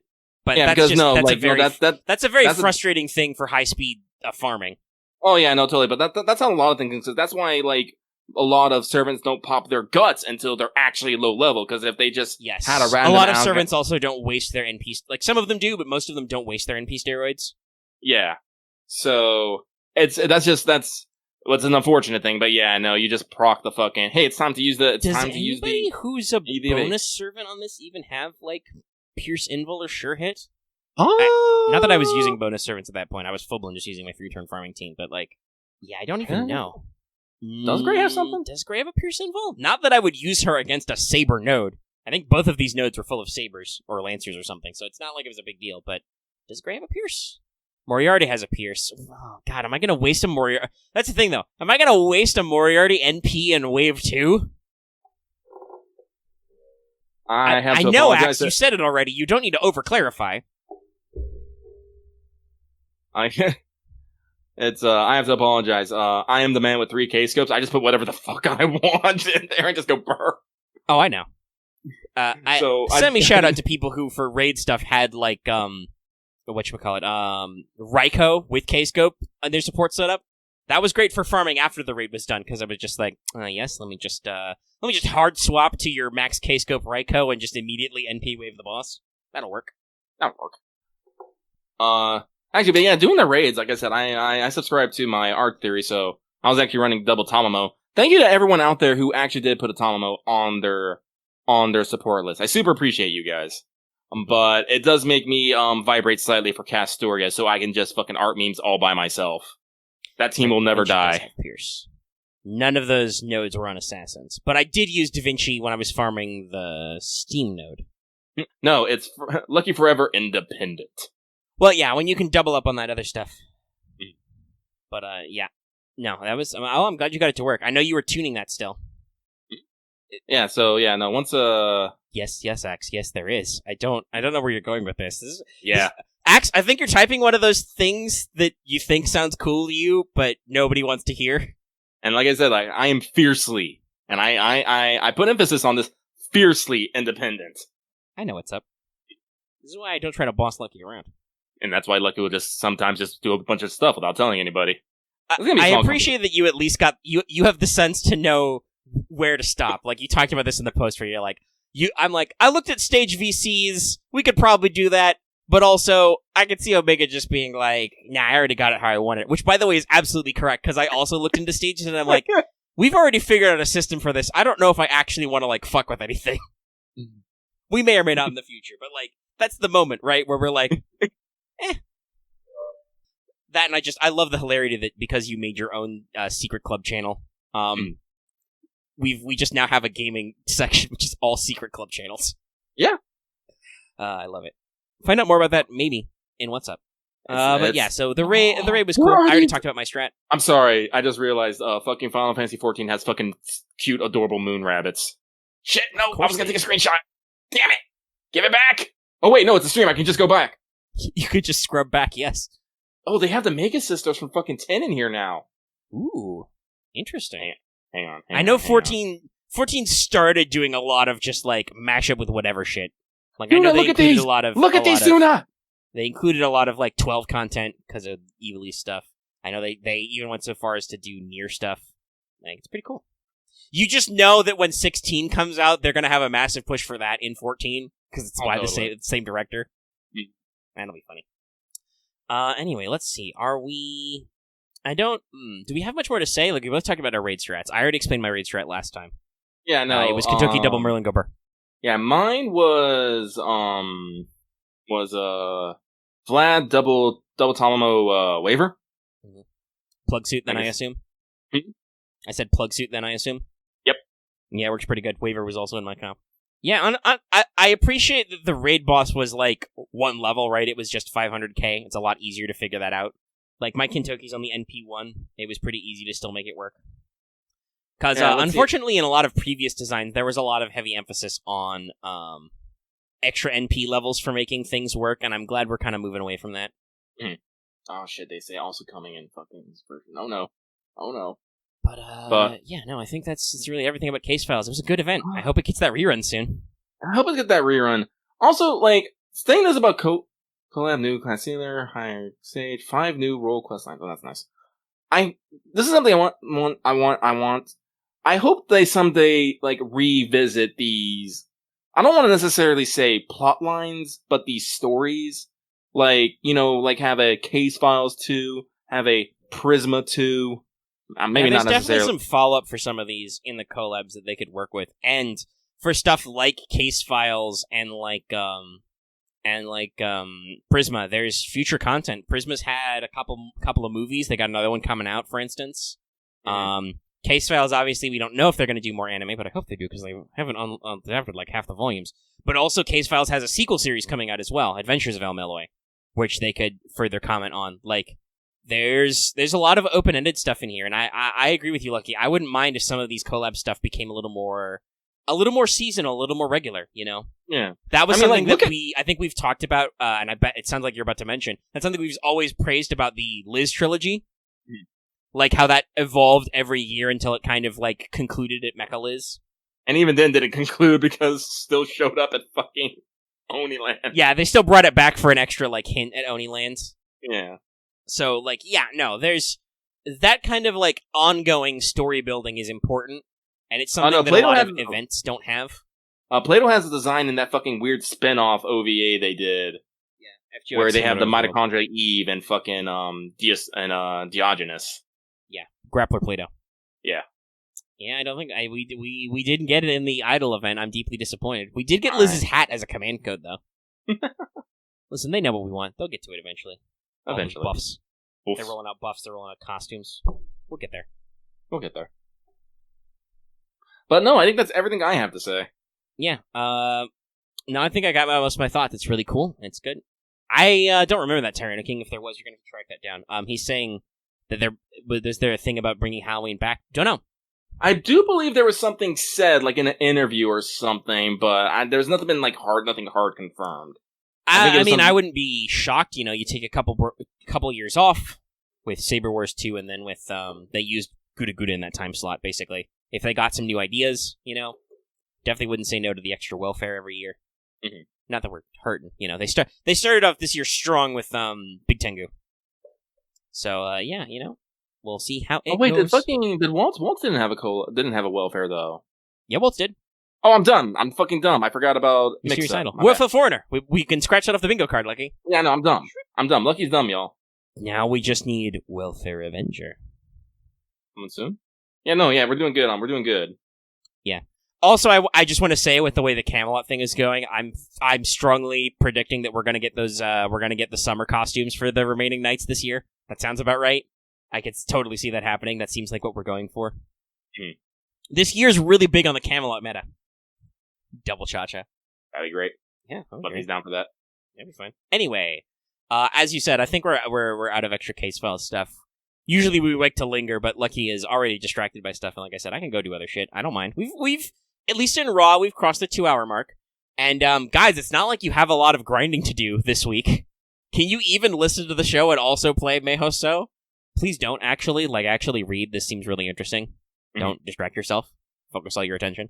Focus. But yeah, I guess we will see you next time for What's Up, and we'll have to figure out if anything cool has happened in the next week. I'm sure once we're a little bit farther in Meihousou, we'll have a lot more to talk about. Also, I'm starting to feel a little dry-throated. Gotta get some water. All right, let's wrap up. Everybody ready to wrap up? Okay. We're gonna skip the wrap party, though. But I will say, if you are watching this video on YouTube and you liked it, be sure to give it a like. You can also leave a comment down below. if you've got them. Be sure to also join our Discord. That link is, as always, in the description and on our channel page. Join the convo. Possibly get invited to Lucky's secret Final Fantasy XIV group. And also, if you're new here and haven't already, please subscribe to our channel. We're kind of fluctuating a little. We're dodging back and forth just around 2,990, so we're making that push for 3K. Go ahead, get us up there. We'll do something. Maybe if we'll do that, we'll test out stages. And of course, even if you're already subscribed, make sure to hit that bell. Click it so you can always get notified when a new video comes out or when we stream. It's very important to keep track of all that fun stuff.